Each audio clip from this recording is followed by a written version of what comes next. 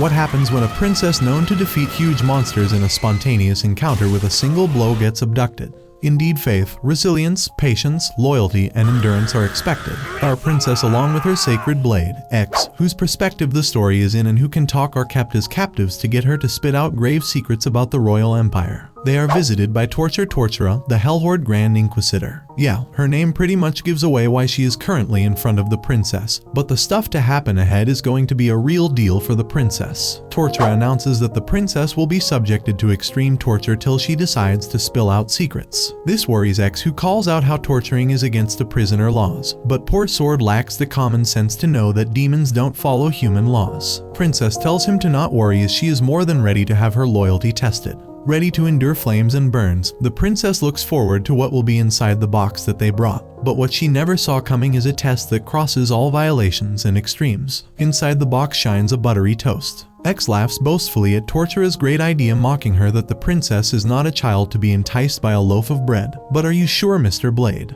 The metalhead doesn't notice that the person he has been loyal to is indeed a child currently drooling over the sight of the toast. Are you serious right now, bro? Princess starts ranting over how any human being would feel tempted for a while, but she isn't going to ever give in to it and sell her empire over a toast. Tortura listens to her silently and then calmly uses a hand fan to push the aroma toward the princess. The princess finds herself in a field of freshly and perfectly baked toast. Back from the fantasy, she starts to violently rant again when Tortura shushes her and carefully and slowly rips the bread into two. The crispy sound seems to be a meal for the princess's ears as she has already reached toast heavens. It looks like the princess has been through a physical fight and is brutally injured with the way she is fighting for her life to not give in to a toast temptation. Tortura seems to be well versed in this, as per her name, since she brings out an empty bowl of eaten stew and eats a piece of toast with the leftover sauce on the bowl. Princess runs to grab the bite as if she is running to save someone from getting slaughtered, but fails to reach on time. The next moment, we find the princess bowed down with her crown on the ground ready to open up. After revealing the Imperial Army's weak point, she begs Tortura to give her a toast, but she denies giving the princess a loaf of bread. A brutal torturer? No, she refused because she prepared a whole toast feast for the princess. X looks at his so-called loyal highness, feeling speechless as she dances with a monster at the happiness of eating a toast. Too bad that the demon army is too feeble to win against the Imperial army even with a secret like that, which means the torture shall continue. The next night, Tortura stands in front of X and the princess with a pointy thing as they brag about how she isn't hungry enough to be bested out today. However, they both are left speechless at the sight of a takoyaki stand. X is confident that the princess won't give in to a lowly street food that she has never tried. But that's exactly the temptation. The princess becomes emotional and teary-eyed as she thinks about seeing people from her palace window as they eat takoyaki. Tortura does nothing, but simply puts one in the princess's mouth. She has once again reached heaven of the food verse as she sees the batter dance romantically and mingle with the tender octopus inside. Once again, the princess is currently having a feast after revealing the address of the ultimate weapon of the Imperial Army. What more do you want from me? Poor Tortura seems to be overestimating Her Majesty, who thinks they are too low to handle such a weapon. At this point, it is a question of how they manage to abduct the princess. The next torture is at midnight, which makes them assume it is about sleep deprivation. But they forgot that testing the craving for ramen late at night. Tortura simply starts eating the ramen in front of her in a very mannered fashion. With every bite or slurp, the princess's temptation is amplified. When she finally thinks she can resist the ramen, Tortura brings out rice and prepares a heavenly bite for it. Slammed into the wall by the impact of her temptations, the princess is yet again defeated. Seems like all those historical wars were nothing. The royalties are slaves to tasty food. Once again, poor Tortura just ends up giving a feast to the prisoner since the information is still too out of bounds for the weak majesty. The second phase of torture begins with the entrance of two new species, Inkai and Yauki, well known as the Ludorments. The entire Hellhorde revolves around torture and torment, while they seem to be using the sweetest ways of torturing the princess. These juniors are well known for their torture ways. The torture that is playing video games. No, neither are they playing poorly nor is the game dreadful. They are simply luring the princess to play with them. X calls it a childish temptation, but what makes him think that the princess has the brain of an adult is a mystery. The princess watches the game, feeling the longing of never having any friends or company to have such moments with.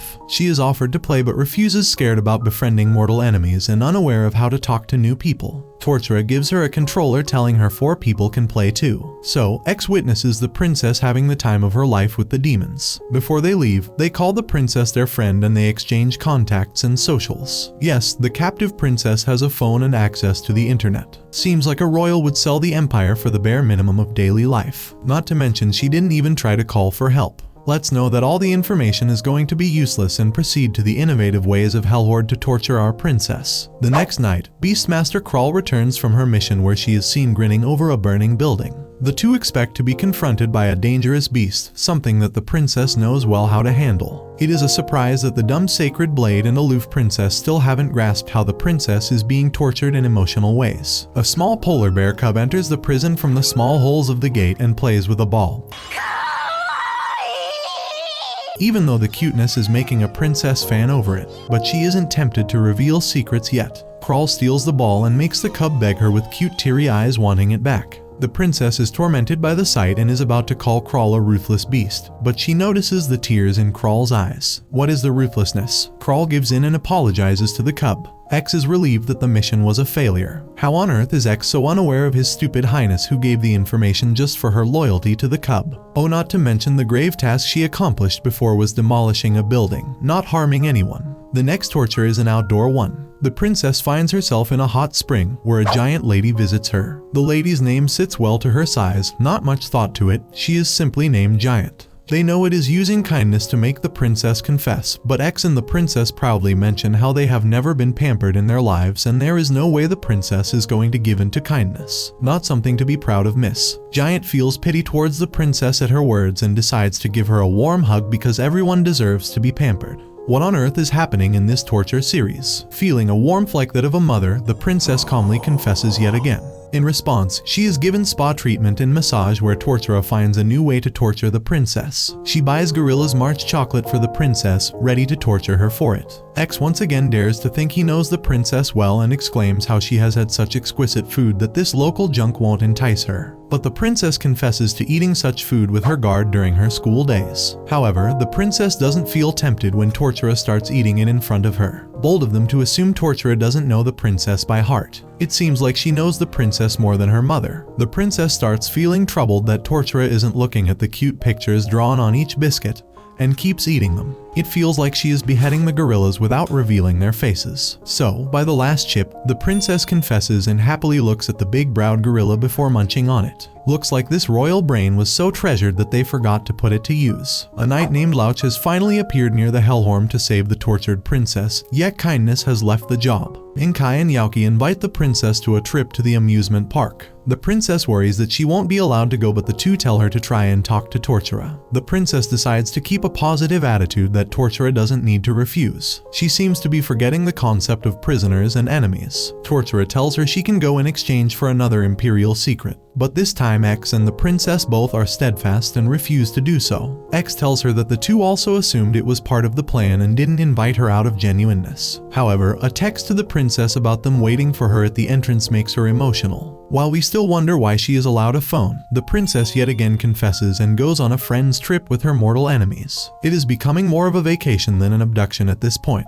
However, the king preferring sea over land is still not anything of use. This time, the Hell Lord's daughter, Mau Mau, is sent to torture the princess. The little girl is too cute, but the princess doesn't consider it something she'll confess to. Sure thing, princess, we all believe you. Mau Mau starts crying about being useless and not torturing others truly. The princess gets emotional and tells Mau Mau to give her best and not be insecure. Whose side are you even on, miss? Mau Mau brings out a bubble sheet and starts popping them, hoping that the princess will confess wanting to join in. The torture in this should be watching this being called a torture, but currently, the princess feels tortured because she desperately wants to reveal a secret to Mau Mau. Upon seeing her cry, the princess eventually confesses. However, this secret was actually pretty useful. It was the secret code to the weapons. However, the secret code is some motivational note that the Hell Lord decides to frame and keep a secret since it's his daughter's first accomplishment. This world should be called a brainless land. So once again it was basically useless. The next torture is yet again food. Looks like the royals didn't feed their daughter enough. It is a Chinese food, Xia Longbao. The princess loves Chinese cuisine, but she doesn't like how the filled soup burns her mouth. So, when Tortura shows her a way to make it taste better and not burn her mouth, the princess yet again confesses while drooling. There should be an IQ test for the royalties too. This time the secret is usable, but the Hell Lord is not interested in the flimsy security on Sunday mornings because he watches the anime airing on Sundays. I see. You're a man of culture as well. Seeing the princess's brain, maybe if they casually offer a cuisine to the royals in exchange for the empire, they might agree. Meanwhile, while everyone is asleep, Louch, the knight in shiny armor, reaches the princess by casting a sleeping spell on the castle. The princess is excited to see the Prince Charming who came to save her, but it is a middle-aged man inside the armor. 現実だった。ごめんなさい。 Louch wants to cast the spell to teleport them back to the castle, but in order to do so, he needs the princess close to him. She acts cool, but when the grip gets stronger, the princess ends up slaughtering Louch, extending her stay in the luxurious torture. Yes, she accidentally slaughtered her only way of getting back home. Tortura is held accountable by the Hell Lord because she did not get any beneficial secrets out of the princess. This world is filled with the Lulu people, considering she got a lot of secrets, but the Demon Lord is just slow. Tortura is asked to torture the Hell Lord to see if she is suitable for the post of Grand Inquisitor. What she brings as torture is a can of beer. Hell Lord is impressed because he likes drinks, but he mentions how cheap canned beer is not something he'll be tempted by. Tortura begins showing how to pour the beer to give it an extra zing. She stretches the can as far from the glass as possible while pouring so foam fills up on the top of the glass. The process of watching the foam build up and how tempting it looks seems to be adding the taste to the beer along with its visuals. The castle starts shaking because the Hell Lord is shivering with temptation. He keeps trying to hold it back, but when Tortura mentions how the foam will disperse and the spark will be gone if not drank immediately, the Hell Lord gives in. The drink was so good that it made the Demon Lord purified by the exquisite taste of the beer, and with that, her job is saved. The next night when Tortura visits, X calmly mentions how the princess is going to confess either way. The princess seems to have gotten a hard blow at the lack of faith X has in her and tries to convince him that she will stay stronger, but there's no need. The torture is for X tonight by the weaponsmith Gilga. X reaches heaven as she begins to give him due services, but at his mention of still feeling no obligation, Gilga stops. X gives in eventually with the excuse that his health will help the princess as well. Both the culprits apologize for not being steadfast to the tortures and sleep as if it matters. The next night, Tortura brings Crawl back. After a girly meetup with two mortal enemies, Crawl brings a mad wolf to the prison. When everyone finally thinks there is going to be a fight, Crawl reveals the wolf's paws, mentioning how soft and fluffy they are and how good they smell. For once, the princess doesn't feel tempted and the tables turn good enough that Crawl gets teary-eyed and begs the princess to try and like the paws in exchange for a secret. Not to mention the secret is Tortura having her newborn niece as her wallpaper. The princess tries again and finally starts loving the smell and the feel. Today's accomplishment, introducing the princess to a whole new world. Everyone proceeds to have a paw party afterward. Oh, to be such a prisoner. Mamo takes the princess to a park to record her while playing and is tempted to join in the amusement. The princess finds her cute but isn't tempted and shares with X how the royals were never supposed to play in parks with ordinary people, so she never felt accustomed to it. X is in the middle of feeling proud for his stupid highness when the princess gets emotional about in reality wanting to always play in the parks but missing out on this kind of life. So, the moment Mao Mao invites her, she confesses. The other friends also join in and everyone has a beautiful day out with different games and activities. A vacation or torture? We'll never know. The princess had given the Royal Empire's security password for a few games, which would have been quite concerning if the Hell Horde wasn't more of a dumb horde. The Hell Lord forgot where he put the paper that had the security password written on because he was too captivated by the video of his little girl having the time of her life in the park. The princess is taken to a river for her next torture, where she confidently assumes it is about playing in the river. She keeps mentioning not giving in, but the way she talks shows how much she wants to play in the river. When Tortura mentions the torture not being about playing in the river, the princess is dejected. More than that, poor X is dejected because of the princess's attitude. Tortura tells her the torture is about roasted marshmallows. The princess isn't fond of marshmallows, but everyone knows she is satisfied easier than a 1-year-old. The moment the brown shade of roast appears on the marshmallow,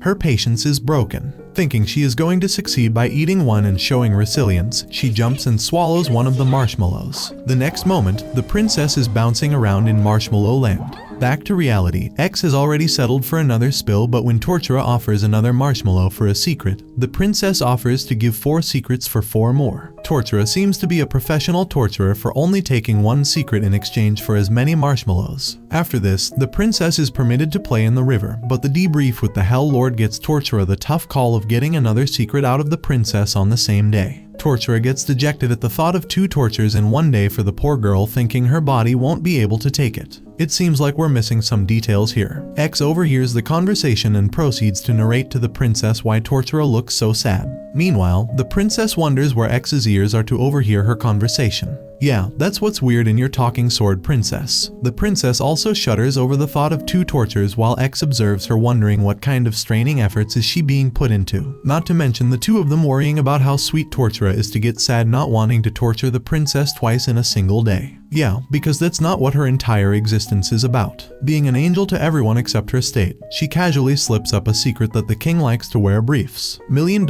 info for Tortura, making her task successful. Everyone enjoys their time as Yaoki and Inkai join them too. The next day, Giant takes the princess to a sauna due to her uneven tan. However, it is only after a while that the princess realizes she is being tortured as she is made to wear a towel in the sauna. After a while, she starts feeling strong and focused, making her rethink that Giant, whom she calls Mama, might not mean any bad. The princess is then made to enter a cold bath. This is so calming for her body, followed by some rest. We can never know if this was planned by Giant or if she genuinely showed care for the princess, because the princess casually confesses without any questions. The next night, the princess is brought to a school building where she finds one of the monsters whom she defeated once. She assumes she will be made to fight all the monsters she fought once, but her delusional confidence is put to shame by telling her that the one monster happens to be there coincidentally. All those different monsters are going to hide and scare her while she spends the night there. This was torture decided by Yaoki, but she caught a cold so couldn't be there. Why? Because she slept with her stomach exposed. Are you kidding me?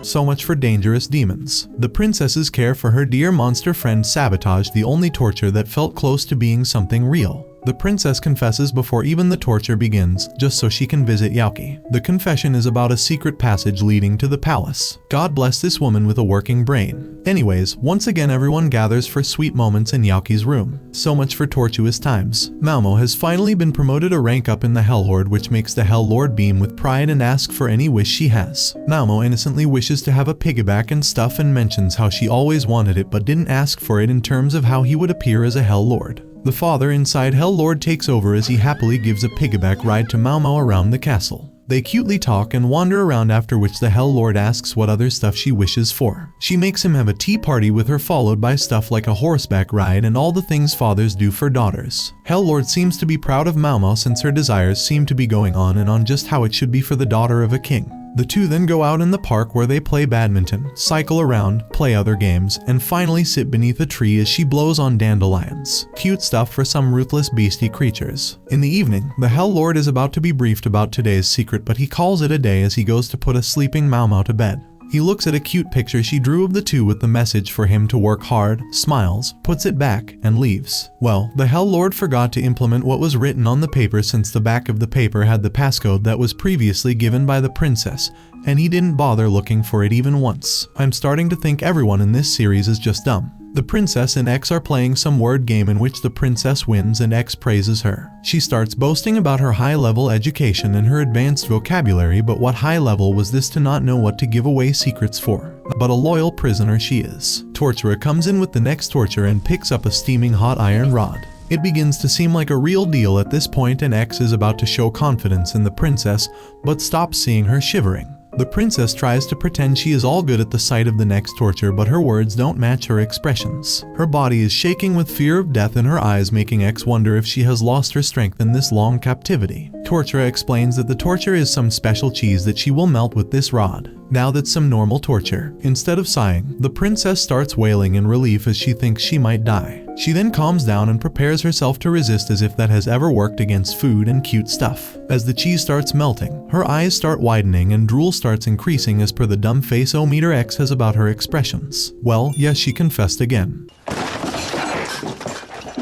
Moving on, the next day is health checkup day for all the prisoners and the castle mates as per the Hell Lord's commands. Such a hospitable tormentor he is. Gotta visit him sometime. Tortura says that they are going to run a few tests on her, so she wants a blood sample. However, the mighty princess turns out to be scared of needles. At this point, all the stories about her courage seem made up. But she does have a point when she says it is fine when you get a paper cut, but you get extra cautious when someone asks you to purposefully get a paper cut. However, this doesn't make up for the fact she offered to join the Demon Lord army instead of taking the needle. Not to mention, soon as she arrived with the needle, the princess said she'll talk, even though it wasn't even for torture this time. Seeing the princess rolling on the floor childishly, as if this is the only childish thing coming from her, Tortura tries to relieve her that she used to be a nurse, but it isn't enough. She then offers to use anesthesia on the site, but only in exchange for a secret. Even before she can complete the sentence, the princess tells them that they keep the treasures on the east side of the palace. Tortura got out a secret without even trying this time.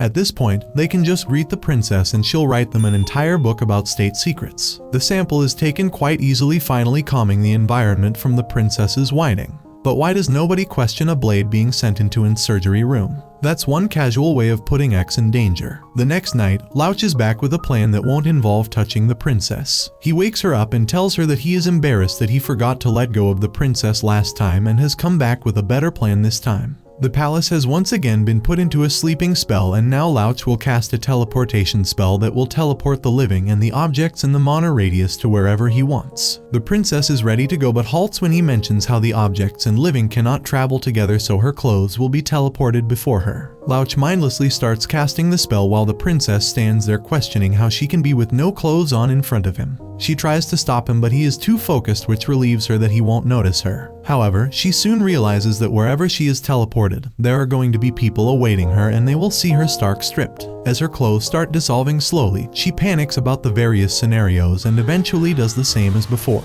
She attacks him yet again, prolonging her luxurious prison stay. The next day, Tortura gives her a change of clothes, wondering how she tore them so badly in sleep.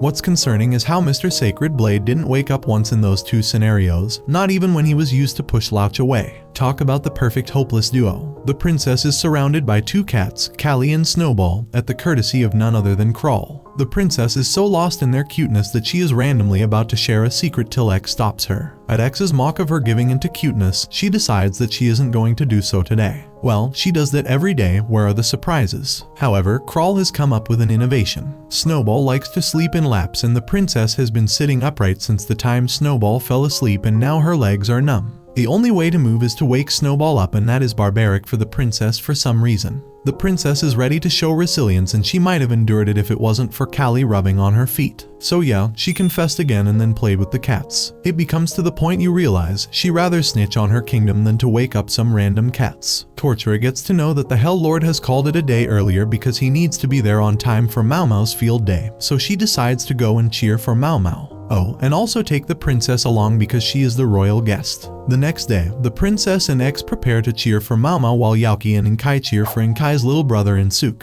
Insuk wins the first race while the Hell Lord fights for his life to try and operate a camera to record his daughter. As he begins cursing humans for his dumb camera, he is told that he only needs to remove the lid of the lens. The next race involves the parents, which alerts the princess and X that the Hell Lord is going to be there too. They anticipate the enemy of the entire humanity, the barbarian, and the ruthless Hell Lord, but the way the race is occurring in front of them, they assume that the mighty Hell Lord won't do such stuff and he must be a body double. What's even more surprising is the audacity the princess has to judge the Hell Lord when she hasn't proved any of her known qualities since the time she came here. All she does is spill state secrets in a series of word vomits, and the Hell Lord keeps ignoring them because he's just as dumb as the princess. All in all, both of them are acting like sore losers in their posts. The Hell Lord is also aware that the princess is here and says he has a face-to-face battle planned with her there. However, at this point, I don't even believe it. I'll believe it when I see it. During the lunch break, Tortura brought everyone good quality food as lunch. The princess is about to eat when she realizes her due torture. Maybe she likes the taste of food after the illusion of being tortured.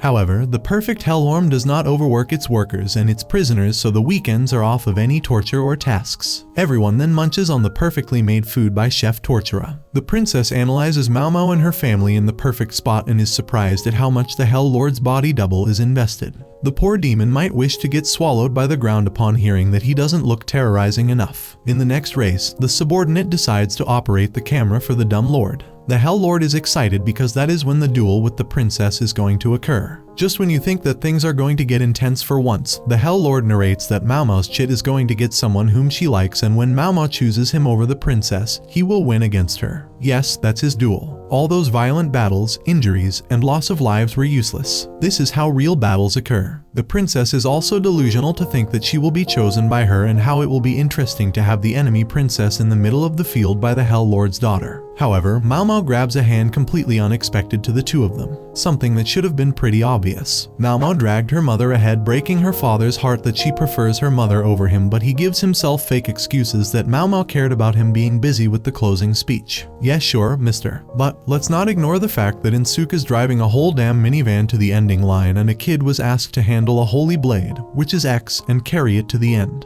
That's a preschool of Hellhorn for you. The day ends with a speech by the Hell Lord and him distributing bare medals. The princess greets Mao Mao's sweet mother and goes home, still assuming that he wasn't the real Hell Lord. Oh, not to mention she confessed. You may be asking, why?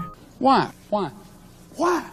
Why? Why? We don't know either. Yaoki and Inkai are seen as students for the first and probably the last time, as they think about what job they are interested in afterward. Inkai is a little anxious due to her introverted nature, but after a great thought, she decides to become a torturer. Yeah, none of us saw that coming. Yaoki is still confused when Inkai is about to ask her to become a torturer with her, since they have always been a duo. However, being a sweet demon, she stops before saying so, since she wants Yaoki to do what she actually loves and doesn't want her decision to be manipulated. Yaoki gives it some thought and decides that she will become a torturer too, because what she loves is being friends with Inkai, so she is going to be with her ahead too. Great moments of friendship were witnessed right there. The two of them appear in the promotion exams to become Hell Marshals, and what they do is torture is sing a song about not crying when you are shoved and constantly shoving each other's butts. Not gonna lie, witnessing this can indeed count as torture. However, the Hell Lord sweetly fails them, so for help, they don't go to a fellow torturer or torturer like they should have. They decide to go to a prisoner to ask her how they can pass. The princess is also more than willing to help. Why? Because they may be her enemies, but they are also her friends. 10 points for the passion, minus 100 for the logic. The princess encourages them to find out the weak points of their enemies and use them to torture them enemy. The two of them think about what to use against the Hell Lord and come up with a conclusion. Funnily, they are allowed to give promotional exams at any time by requesting the Hell Lord.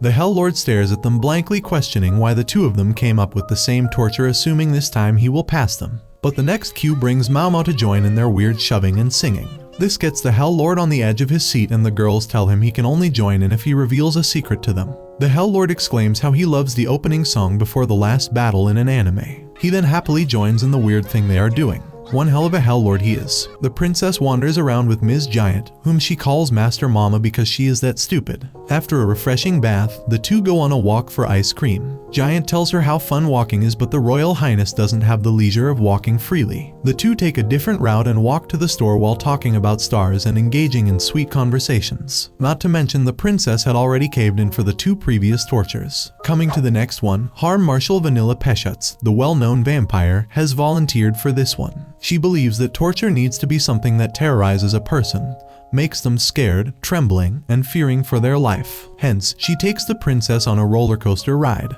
However, the princess is excited for the ride, and when Tortura asks Vanilla to tag along to get her to spill the secret mid-ride, we get to know that the torturer is going to become the tortured one. As the ride begins, Vanilla starts spilling her secret while crying for her life. Before the next fall, the princess holds her hand, making it easier for her. Coming down, Vanilla allows the princess to get any secret out of her since she lost. The kind and humble princess decides that she wants to spend the rest of the day enjoying Vanilla. It might be the first time that the princess didn't confess. However, that doesn't remove the fact that instead of getting intel on the demons, she asked about the rides. Tortura is out on a business trip, which gives the princess freedom from the day's torture, making her leisurely enjoy scrolling on her phone. It's still the fact she hasn't thought about calling for help when she has access to the internet. But you know, Tortura gets back to her hotel room and decides to have dinner. She uses all the instant foods but makes them better by cooking them in a different way or by creating some kind of fusion. She really should be on some cooking show. The next day, she enjoys a fresh breakfast in the lounge. What was the business trip? Doesn't matter. The chief battle officer, Bruce, reported that the Hell Lord got a minor injury on his dominant hand. Now this is a shocker for everyone since the Hell Lord has a defensive magic to protect himself. Bruce realizes that for a tiny instant, he felt the Hell Lord's magic, which means he might have gotten into a combat with someone strong enough to injure him before he could cast his defensive magic spell. All of this sounds really far-fetched knowing how the Hell Lord really is. So, let's rewind a day and see what happened. It is Mao Mao's first day of baking with her parents. Yeah, grave battle there. She expresses wanting everything to be perfect and sulks when they have to wait for the butter to melt. Hence, the Hell Lord uses his mana to instantly melt the butter. Poor Bruce thought his majesty was in a battle. Next, the family of 3 enjoys their time baking some cookies of different shapes while the Hell Lord feels proud of his daughter's impatient and confident ways. However, her impatience gets bad when she tries to jump on her mother to get her hands on a hot tray. The lady loses her balance and would have fallen along with the tray if not for the Hell Lord saving both. However, touching the hot tray burned his hand, giving his daughter a good lesson about not being too impatient. This is how the Hell Lord received a minor injury while Bruce still worries about who could have managed to hurt his majesty. 魔王様の傷、一体何者が。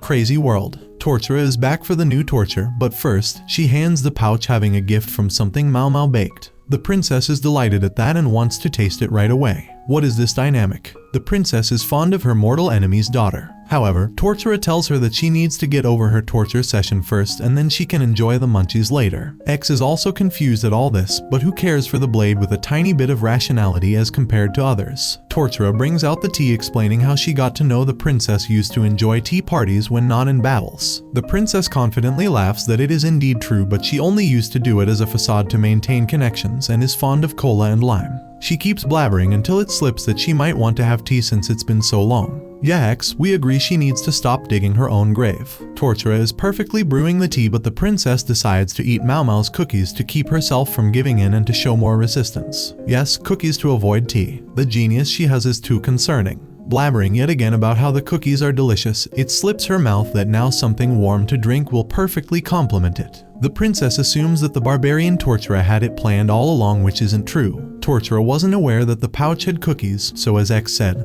this self-driving vehicle drove herself to a ditch without any aid. Once again denying that those tea parties weren't by heart, she reminisces the moments and realizes that she loves tea. So yeah, she confessed. The secret she confessed this time was a mysterious treasure buried under the royal cemetery, learning they can get past the kingdom defenses if they take action. However, the demon lord says it isn't nice to defill graves. I'm honestly starting to think the humans may be more of the demons than the actual demons. Moving on from the tea party, Vanilla visits again the next night for the new torture, but the young girl getting excited that the princess remembers her is enough to show how she is a fan of the enemy. The torture she brought upon is a cake. She expects that if the cake alone isn't enough of a temptation, the princess will be begging on her knees once she gets to know that the mighty Vanilla Peshuts made it on her own. However, before revealing this, X starts insulting the sloppy frosting and the weird-looking topping. Vanilla, who clearly wants to impress the princess, dives into deep insecurity, but her eyes widen when the princess starts praising the cake, noticing that the details of messiness show the intent of wanting the person to enjoy this cake. She also noticed that the weird-looking topping was a penguin. Vanilla breaks down at the appraisal of her efforts and asks the princess to enjoy the cake without any confession. She seems to be the only one losing here, but how much the little girl looks up to the funny dumb princess is very clear. Too bad she is going to be reprimanded for failing 2 consecutive torture sessions as a hell marshal.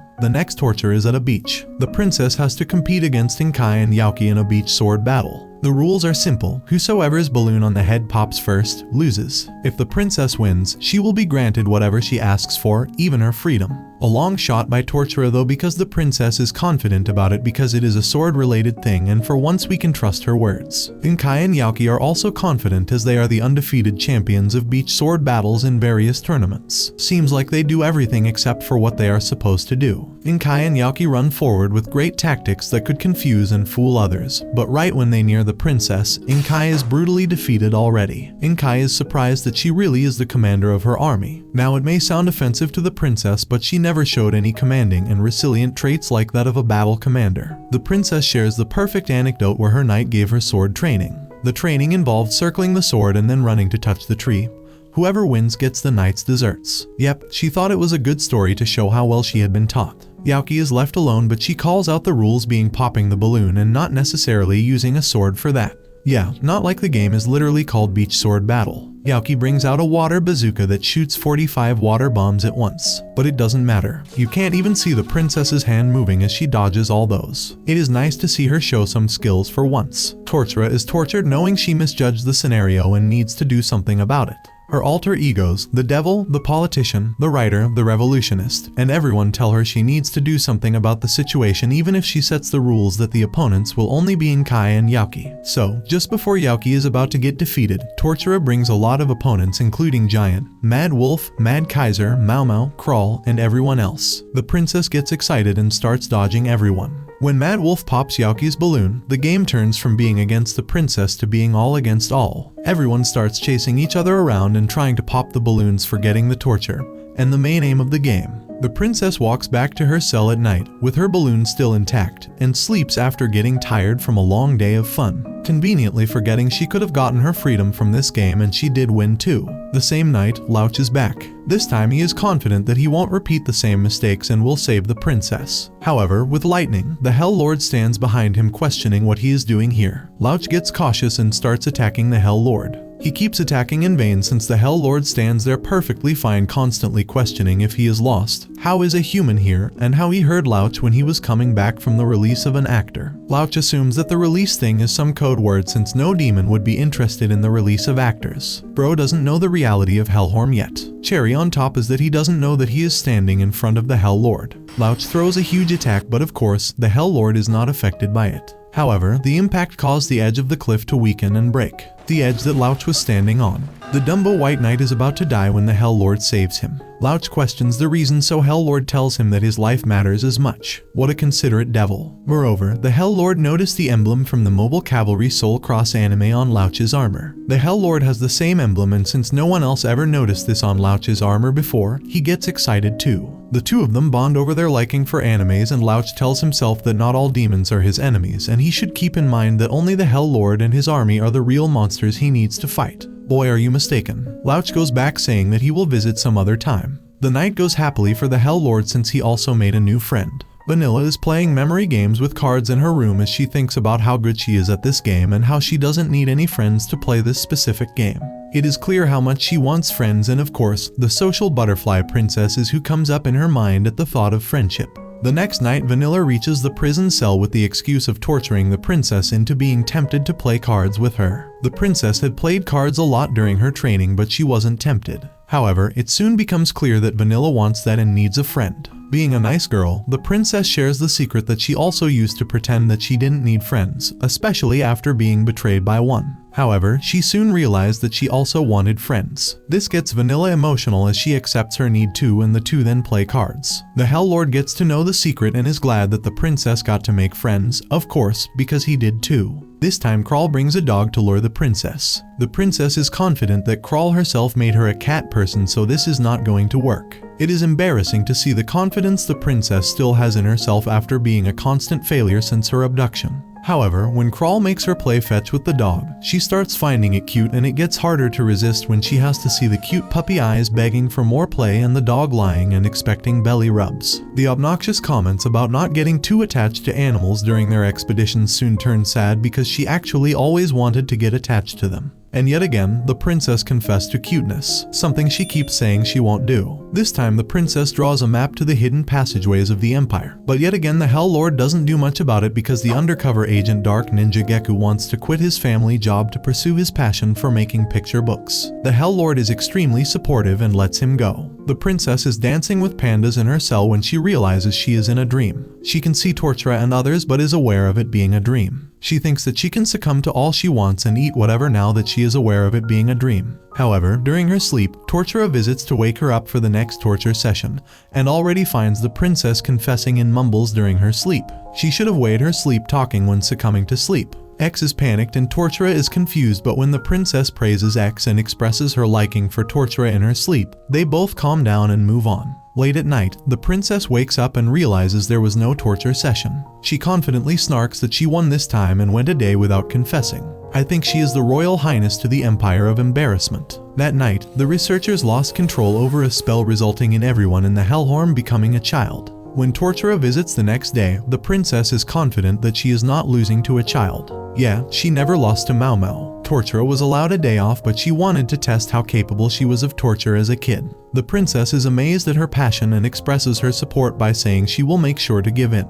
Yes, X looks at her as if he lost all faith in her. Realizing she says she won't give in, but of course, when she sees Tortura eating candies and cutely expressing her joy, she gives in right away. 子供父ちゃんかわいい 姫様しっかり Inkai, Yaoki, Giant, and Vanilla all visit her in their cute kid states and play with her. The next night, Tortura has grown a little because the spell slowly wears off. She bought a stew to torture for the day but wanted to call it off because, at a younger age, her cooking wasn't good enough. Being a supportive freak, the princess tries the stew, likes it, and once again confesses. God bless the royal empire after all those spills. Back in the original state, Tortura decides to use pizza as torture. Pizza is the princess's favorite food, but X is right that the woman likes everything. Not like she won't confess if the food isn't her favorite. The princess says that it might be a flavor that she doesn't like. However, Tortura didn't bring the pizza but the menu for her to choose from a place that allows 4 flavors in one pizza. Needless to say, she confessed. Vanilla is in her room thinking about how the princess is her first friend and she wants to do something in which just the two of them are hanging out. Not being able to figure out anything that she can do, she goes on to stalk the princess. Convenient enough, the princess is watching her childhood videos on her phone when her guard Jamachi takes her ice skating after ditching lessons. That guy really seems to be the reason the princess cannot restrain from anything and likes to win things on bets. Well, she mostly wins things by losing to the tortures. Vanilla knows where to take the princess. Her father screams through the palace and reaches his wife asking her to book their ice skating rink for the next day. The wife questions why he would want that as it is not possible to do so on such short notice,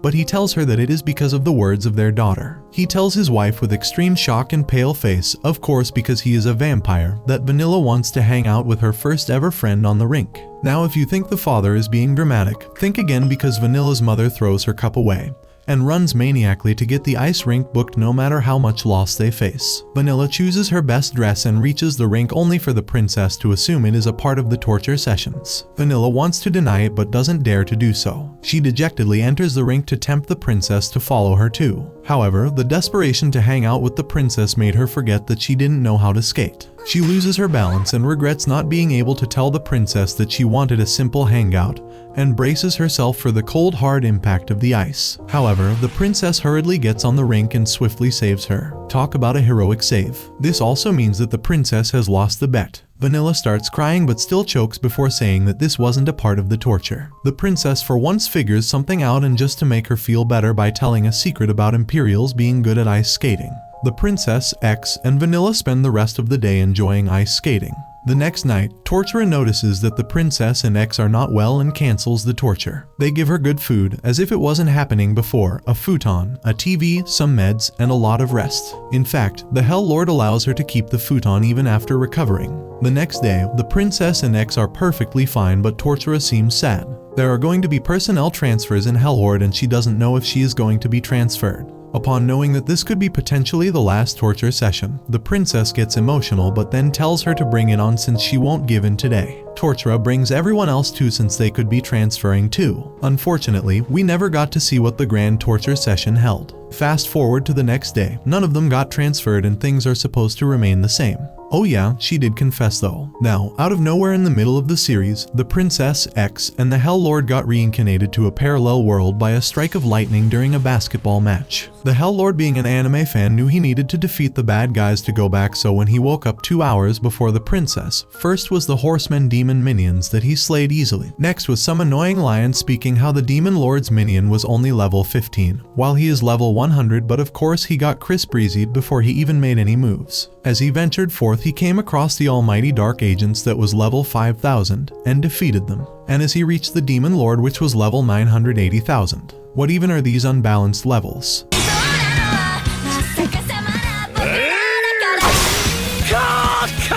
He casually removed the calamity from that world in 2 hours, clearing their goal to go back to their own world.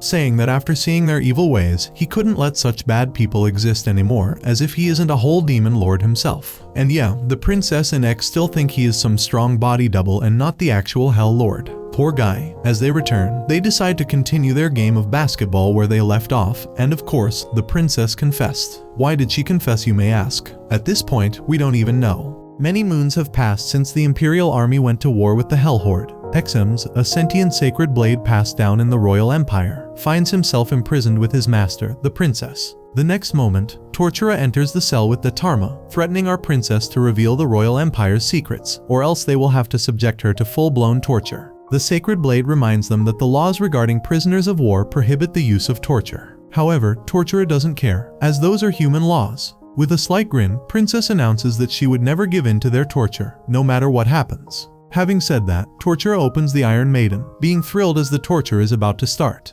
10 minutes ago, an experimental spell went haywire and Princess lost her memories. Tortura grasps this as well, but it was caused by a rogue spell, and they don't know how to treat it. Scoffing, the princess believes that even though she has no memories, it feels like she has been subjected to torture on a daily basis. Still, thus far, the Hell Horde has yet to launch their attack. To her it seems that she hasn't succumbed to their torture a single time. X can't help but chuckle nervously. On the other hand, Tortura is unsure what may trigger Princess's memories coming back. The doctor said it'd be best to return to her daily routine. Therefore now they are back with her torturing routine. The sacred blade remains quiet, being aware that this isn't the princess who used to give in every single time. She is back to being the old princess, the one who has survived countless battles and achieved many great feats. X is sure that Princess might be able to resist this torture. The moment the Iron Maiden opens, the princess's eyes light up. Inside is a delicious-looking piece of toast. The princess can't help but say how yummy it looks. Witnessing this, X understands that this woman is going to give in. The realization hits the princess that she was firm about not suffering the torture. Thus, she starts explaining that she was honestly impressed by how good it looks. Nervously, she assures that she would never give in to the likes of a mere toast. To torment her more, Tortura slowly breaks the toast into 2 pieces. The toast is warm, crispy, and covered with melted butter, which is enough to make the princess's mouth water. X tries to motivate the princess, wanting her to hang in there. Gritting her teeth, Princess reminds herself that she is the commander of the Imperial 3rd Legion. Hence, she will never give in to anyone's pathetic torture. However, her jaw drops when she realizes that the torture isn't over yet. Tortura spreads honey on the toast, causing the princess to scream in frustration and agony. In that instant, the princess starts regaining her memory. Concerned, everyone calls out to her, and finally, she snaps out of whatever state she was in. After a brief pause, she announces that the moment she was about to give in, the memories all came flooding back. Which this basically proves just how useless the princess is, considering that making her confess was the reason her memories returned. Tortura is rejoicing. There is no information that could be more valuable. In other words, the princess has told her secret to them, and they are done with her. As a reward, Tortura hands her the toast, and now Damatra, the torturer, and princess enjoy the breakfast. Witnessing this, X kinda just gave up and joined them. Later on, Hell Lord's man Kanaj informs him that the princess's memories are back. With that, he reports to him that they have noticed changes to the official website for the anime he is fond of. Upon hearing it, he pulls out his phone to find out that one of his favorite anime is making another season. Because an anime Helllord likes releasing its Season 2 Tortura, with her right hand Damatra, is distributing cakes all across Hellhome. They bring the cake to the princess, who is delighted for the Helllord, but then she gets anxious, assuming that this is a torture where she must reveal the Empire's secret if she wants the cake.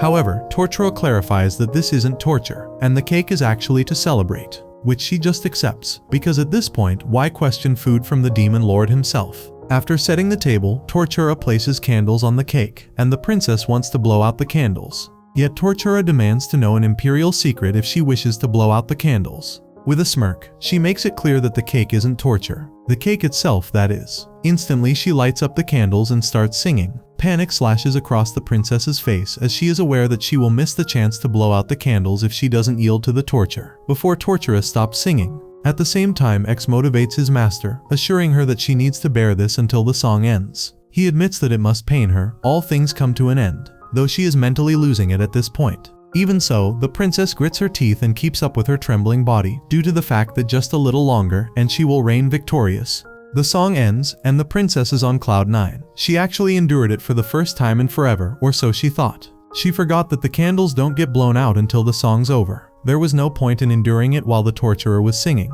The real battle starts here and now. At this moment, the princess's mind has gotten all loosey-goosey, and she can't resist the urge to blow out the candles. As a result, she confessed. The Hell Lord learns that the princess confessed the king is turning 50 this year. He chuckles, amused after all, the king is older than him. The princess and Hell Lord unexpectedly found themselves in another world. However, one thing led to another and they managed to return to their original world. Excited, they all decide to play some basketball. Gilga is doing the commentary and X is there as their color analyst. First they have Team Princess, with their captain, Princess, at the core. This is a team with plenty of agility, including Tortura, Crawl, Inky and Vanilla. Now for Team Hell Lord, their powerful defense made sure to keep scores low. Their team has Giant, Daydarma, Canadaise, and Mao Mao. At the standby, Lulun is cheering for Mao Mao. At the announcer's table, X wonders why they are having a basketball match. Gilga explains that basketball is big right now in Hellholm, and no one really knows the rules, so they just go by vibes. Which at this point, we're all just as confused as Mr. Blade. Stepping onto the basketball court, Yuki the referee is all ready to pass the ball, as she was on her school basketball team, making her the only one who vaguely knows the rules. Even though she might have been good at basketball, she mostly spent her time in the gym or chatting at family restaurants. Yuki tells everyone not to assume that just because someone was on the basketball team, they automatically know how to play. The match is about to start, and both teams have their players in position. Yuki jumps and hits the ball to start the game. This woman knows nothing about the game, as she called it a kickoff, when in reality it is a tip-off in basketball. Kral calls her the Super Sixth Man, who hits the ball so it never lands in front of the other team, keeping them from getting it. While the referee stays quiet about it, Kral is showing love to her baby. At the same time, Team Princess has first possession, not missing the catch. Everyone surrounds the ball. The princess is stuck in the crowd, unable to move the ball. Even her own team isn't letting her score. And some try to dribble, some try to help, but they are so clueless that they don't even realize they are blocking the person who has the ball. Not having much of a choice, the princess leaps up and tries to score. Sadly, it ends in a steal as Hell Lord blocks it and goes for the long pass. Tonnage drives to the basket by himself, and he is completely open, though he is just a sore loser since he is denied by the goalpost. Grabbing the ball, the princess instructs her team to get into square formation, and somehow the princess makes a dribbling mistake, and as if things couldn't get worse, Totorquar kicks the ball away. Immediately, Kanaj grabs the loose ball and gets ready to shoot. A classic move in basketball. He takes a small jump backward to dodge the defenders, even when this dumb guy is completely open. Yet again, he is denied by the goalpost. The fierce battle between Team Hellord and Team Princess continues, and Team Hellord takes it with a score of 6-4. Alternatively, everyone is ready to go to the family restaurant while Vanilla sits at the corner quietly. But then Giant grabs her hand and announces that they are coming too. After playing basketball, she remembers the love she always had for this sport. On the flip side, Tortura is panting badly on the ground, as she has never been athletic her whole life. Witnessing this, Princess assumes that maybe Tortura will be good for today's torture in that sorry state. Without hesitating, the torturer refuses. Just like that, the torture went as planned, and the princess confessed all Reddit and they all went to a family restaurant. Sometime later in the cell, the princess is sure that she won't yield to today's torture due to the fact that she spent the whole day taking action to prepare for the torture. The princess visualized it all in her head, running mental simulations to hone her techniques and tactics. At her advanced skill level, it provides almost as much experience as the real thing. At lunchtime, the princess imagines countering Tortura's food announcements with random thoughts, from the queen's fruit preferences to hidden sacred blades and her sister's favorite activities, which indeed she wasn't imagining. She said it all out loud, which means she already confessed. Ignoring all of it, Princess announces that if she gives in today, she will get on her knees and beg Gilga to perform maintenance on X, and she will even give up her futon and go to sleep in a formal seizure posture. In the end, with absolutely no time wasted, her words backfire, and yeah, she confessed. While sleeping in Caesar, she had a dream about her old friend. On the other hand, at the castle, a whole new commotion has occurred. An intruder is here to eliminate the Hell Lord. Instead of rescuing the princess, the intruder wants to take out the Hell Lord, which makes Kanaj assume that their intruder hails from a different nation than the princess. The king has only told key members of his court what has befallen the princess, so he believes the intruder is here purely to take out the Hell Lord, which he said that make him sad. However, the intruder has been caught, and Tortura will soon interrogate her. Later on, Tortura enters the intruder's cell. Before she could start questioning her, the intruder clarifies that they are wasting their time, as she had given up on her life the moment she was captured. She won't succumb to their torture and offer any information, regardless of what horrors may lie in wait for her. Very slowly, Tortura opens the Iron Maiden. The moment the intruder spots food inside it, confusion spreads across her face. While Datarma is placing the ginger pork on the table, Tortura tells the girl that she'll be telling them her identity if she finds it delicious. The intruder is confused because how does its taste have anything to do with whether she talks? Tortura explains that it is no ordinary ginger pork they have prepared. The intruder assumes that it might be poisoned. though she is baffled when the torturer informs her that the food is heavily seasoned. Not understanding anything, the intruder sits down and stares at the food. The scent of the pork is literally filling her nostrils. The glistening glaze is pure torture. It looks so appetizing that the intruder doesn't hold back and ends up eating the food. With every bite, the rich sauce and pork intermingle, a flavor frenzy in her mouth.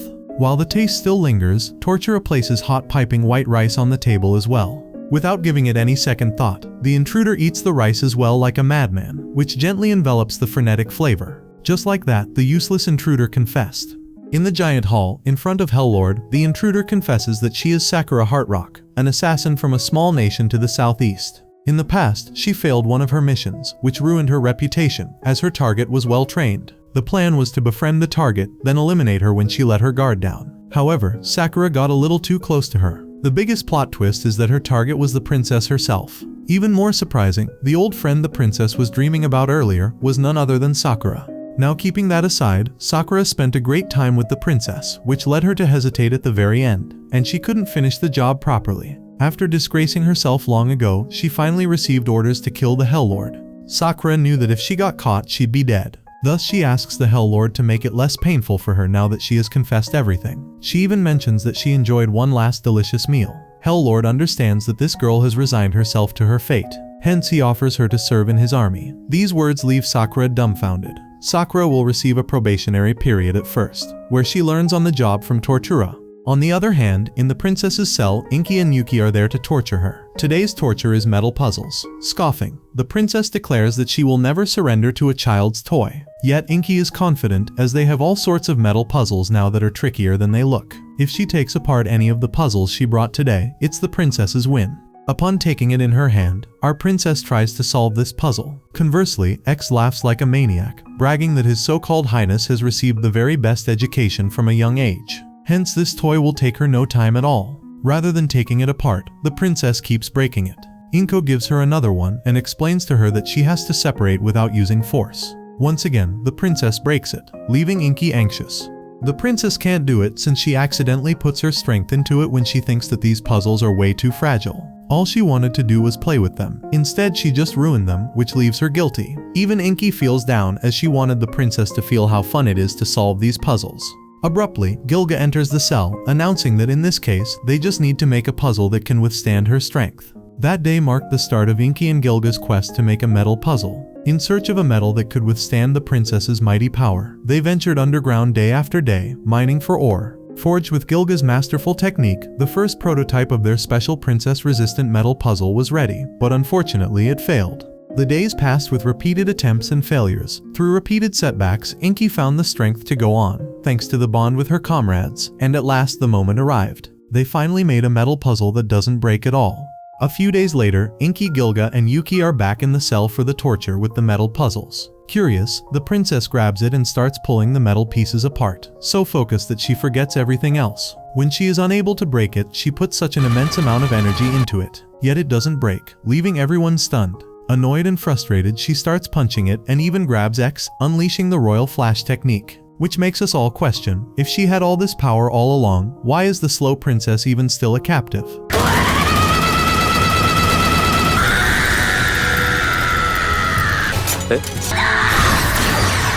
To her surprise, the metal puzzle doesn't break. Right then, Inky takes the puzzle back and shows the princess how to separate it, making her way too impressed. Inky is grateful that she got a metal puzzle of her own, which is so strong, and she fully gives the credit to Gilga and Yuki for helping her. Moments later, the princess is still trying to solve the puzzle. No matter how hard she tries, it is not coming apart. Thinking about it, the princess has never played with toys like these before. Her kingdom has children's centers where they have to play with toys, but she never had any friends to invite her. The princess was always left looking in from the outside. Thus, there is no way she can do it with no prior experience. Upon hearing it, everyone gets sad, as the princess had such a hard life. At the same time, she apologizes to Exa, as it looks like it is her loss for this torture. Instantly, X spills that the spare key to the armory is hidden under the 1st Legion commander's chair. Additionally, he begs Inky to give his highness a hint to solve the puzzle. Quickly, Inky explains that the key to solving a metal puzzle is observation. On closer look, she might notice a spot that is a little shorter, or one where there is less of a curve. Focusing properly, the princess is able to separate the metals. Although it may appear wholesome, it just comes to tell us that these two idiots are completely unloyal to their kingdom. The next day, Kral visits the cell for torture. She has brought bunnies with her. Kral gives her a condition. The princess will need to tell them a secret if she wants to give pets. Immediately the princess agrees. Kral's wily way with words almost tempted her to give in. Kral even pulls out carrots for the bunnies. To provoke her even more, Tortura starts feeding them. At this point, the princess is going insane, having the urge to touch and feed them. Kral announces that they only give the bunnies a set daily amount. The princess is shattered as she acted too late. Unexpectedly, one of the other bunnies, Cha-Cha, enters the cell. When Kral declares that this bunny hasn't had any snacks, the princess eventually confesses, once again. With a warm smile, she feeds the carrots to the cute bunny. That night, in her bed, Tortura feels delighted that she played with so many bunnies. A few hours ago, in the cell when Kral was provoking the princess, Tortura had the urge to pet the bunnies too. Even though she has always kept her calm and acted professionally, this time she is unable to hold back. Fortunately, Kral asked Tortura to feed the bunny, satisfying her urge. Tortura was so giddy that day that she forgot to report the secret to the Hell Lord and went to bed. Yet that is a little unimportant compared to the smile on her face. That night, Kral explains to the Hell Lord that her bunny, Cha-Cha, has sharp ears and can tell when something is weird right. But she is very outgoing. The other one, who is named Bunko Pop, loved being petted. He hates it when people touch the bottom of his feet. At first, Hell Lord's expressions remain blank. Still, the moment he observes the bunnies' cute faces, he can't help but ask if he can pet them. The next morning, X looks very lively. The Sacred Blade admits that last night the swordplay was amazing. The princess reveals that she learned it by training under Jimokshi. Jimokshi was an amazing swordsman. He literally used to split the boulder in two with a single strike by the Royal Flash technique. Normally, this technique takes at least a month to learn. Jimochi decides to teach the princess in a week. There are two reasons for that.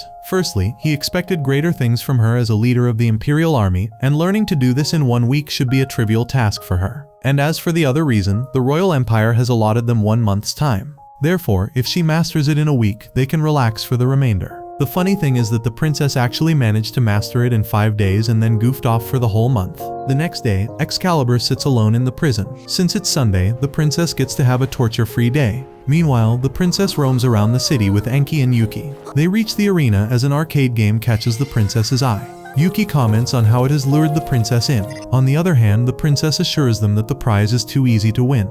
Giving in, Yuki asks Enki to look into the machine. Enki activates her powers and X-rays the whole machine, calculating the distance of the hook from the snacks, while the princess keeps staring at the snacks with her hungry gaze. After a while, Enki concludes that the game is a waste of money with untasty snacks and suggests that the princess should go do something else. On the other hand, the princess turns towards them with a dopey look in her eyes, stating that she wanted to share the snacks with them because this is the only vending machine with large snack packets.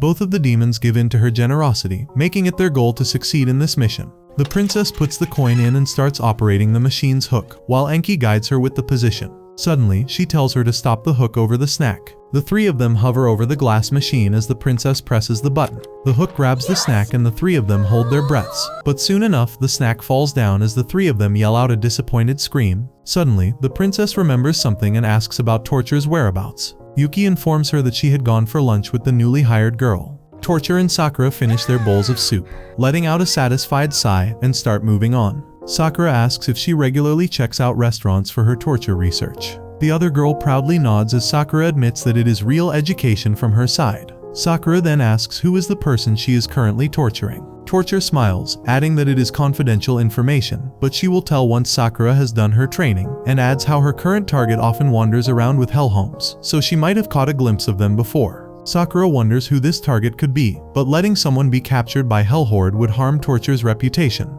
They reach another store, and Torture adds how she wanted to taste more restaurants, but she is feeling far too full after just 10 stops, and she could not enjoy eating any more than this. Sakura greedily adds that she hasn't felt this full in ages since happiness is truly evident on a full stomach. Something glints in Torture's eyes as she gets a new idea to torture the princess, realizing that taking away her food could be the best torture yet. Sakura adds that she once heard the saying that hunger is the best spice. Torture lets out a sinister smile, already thinking how to execute her new plan.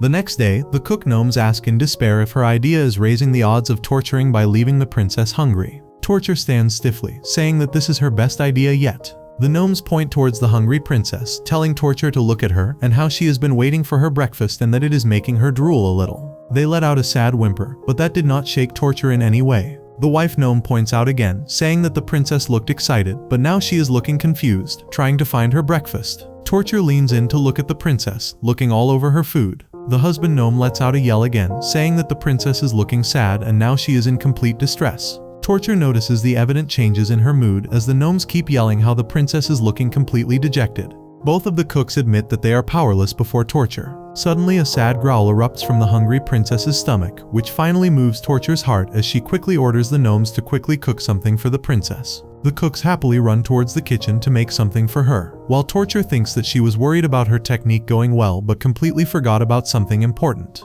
The gnomes quickly brought breakfast for the princess as the smile returns on her sad face, and Torture realizes that the real reward is a smile on the target's face. The princess quickly starts digging into the feast, saying that the breakfast is yummier than usual, and Torture remembers how Sakura told her that hunger is the best spice. Kandage informs the Hell Lord about the newest confession from the princess about today's torture, and it seems that she has a sister 3 years younger than her. The Hell Lord points out how he is also 3 years younger than his older brother, and adds how he feels kinship with her now. The next day, the princess showers along with the giant in the hot spring, and points out how her shoulders have been feeling stiff these days. The giant asks if everything is okay. The princess answers that she was sure that she was in good health, since she is used to physical training. Then she realizes that it's the grueling torture eating away her body. Excalibur quietly thinks how they both have very different meanings for grueling torture. The princess remembers playing games on her screen all day. The giant suggests that maybe her eyes are strained. The princess asks if that is the case, then why are her shoulders stiff as well? The giant exclaims that tired eyes lead to sore shoulders as well, and offers to give her a head spa treatment.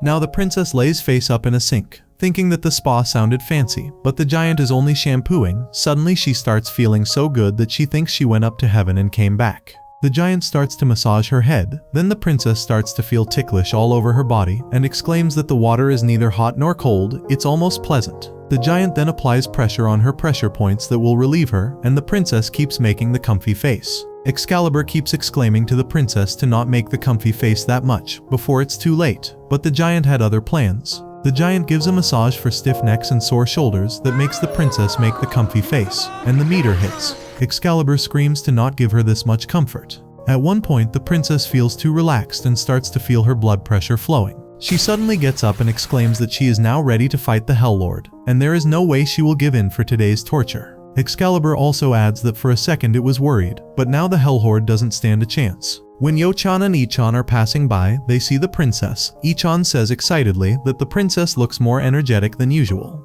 The princess exclaims that she is full of energy. The princess asks the girls if the giant gave them the massage. Yo-chan adds that it felt amazing. Felt so amazing that the princess confessed before anyone even asked her anything.